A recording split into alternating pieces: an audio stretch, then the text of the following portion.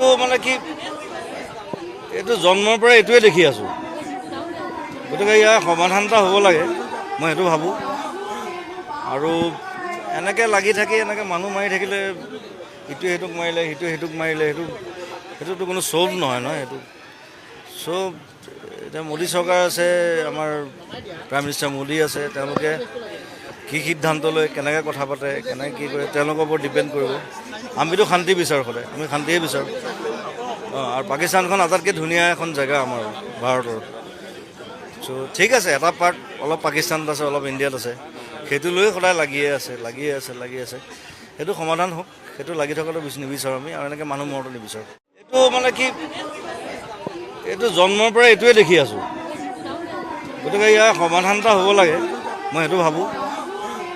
আৰু এনেকৈ লাগি থাকি এনেকৈ মানুহ মাৰি থাকিলে, ইটোৱে সেইটোক মাৰিলে, সিটোৱে সেইটোক মাৰিলে, সেইটোতো কোনো চল্ভ নহয় নহয় সেইটো। চ' এতিয়া মোদী চৰকাৰ আছে, আমাৰ প্ৰাইম মিনিষ্টাৰ মোদী আছে, তেওঁলোকে কি সিদ্ধান্ত লয়, কেনেকৈ কথা পাতে, কেনেকৈ কি কৰে, তেওঁলোকৰ ওপৰত ডিপেণ্ড কৰিব। আমিতো শান্তি বিচাৰোঁ, সদায় আমি শান্তিয়ে বিচাৰোঁ। আৰু পাকিস্তানখন আটাইতকৈ ধুনীয়া এখন জেগা আমাৰ ভাৰতৰ। চ' ঠিক আছে, এটা পাৰ্ট অলপ পাকিস্তানত আছে, অলপ ইণ্ডিয়াত আছে, সেইটো লৈ সদায় লাগিয়ে আছে। সেইটো সমাধান হওক, সেইটো লাগি থকাটো নিবিচাৰোঁ আমি, আৰু এনেকৈ মানুহ মৰাটো নিবিচাৰোঁ।